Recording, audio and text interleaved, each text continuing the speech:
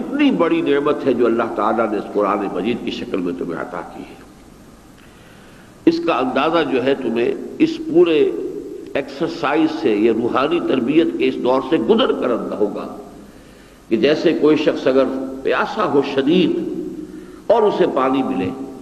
تو اسے اندازہ ہوتا ہے کہ پانی کتنی بڑی نعمت ہے، ورنہ یہ کہ عام حالات میں ہمیں اندازہ بھی نہیں ہوتا کہ کتنی بڑی نعمت ہے یہ پانی۔ اسی طریقے سے کسی شخص کی روح میں پیاس پیدا ہو گئی اور پھر قرآن مجید کا نزول ہو رہا ہو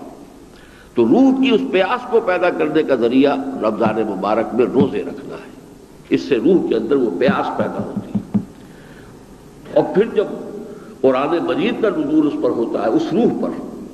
جس کو اقبال نے بھی یہی لفظ استعمال کیا ہے کہ تیرے ضمیر پہ جب تک نہ ہو نزول کتاب، ضمیر کہتے ہیں چھپی ہوئی شے،